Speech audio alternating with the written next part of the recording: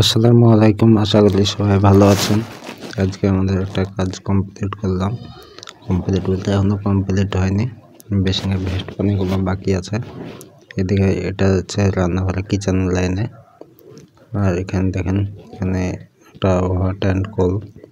এখানে মিক্সচার পরবর্তীকালে যদি ভেড়াইতে পারবে, অসুবিধা নাই। এখানে গিজারের পয়েন্ট আছে, hot and cold. Hot and কোল্ডের জন্য সিপিভিসি পাইপ দেওয়া আছে, আর কোল্ডের জন্য ইউপিভিসি পাইপ দেওয়া আছে। দেখেন এই জায়গাটাই হবে একটা বেসিং হবে, আর এর যে দাগ দেখতে পাচ্ছেন এই দিক দিয়ে একটা গাঁথনি হবে, এই বাথরুমটা এখান থেকে ঘেরা হবে। তার জন্য ওই জায়গাটা বেসিং করা দেওয়া আছে। বাথরুমে একটা ছোট্ট বেসিং হবে। এখানে ভেস্ট পানির জন্য এগুলো সব বাকি আছে। আর এটা আরেকটা বাথরুম। এখানে শুধু একটা সিঙ্গেল বাথরুম এটা।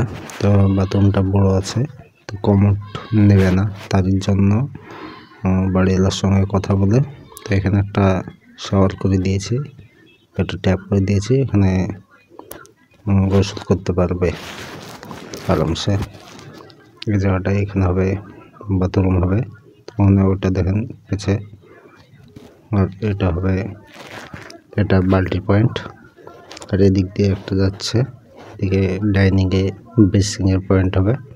এই দেখেন এটা হচ্ছে ডাইনিংয়ে বেসিংয়ের পয়েন্ট। তো কেমন হয়েছে সবাই জানাবেন, বেসিংয়ের পয়েন্ট এটা। তো সবাই ভালো থাকবেন। পরে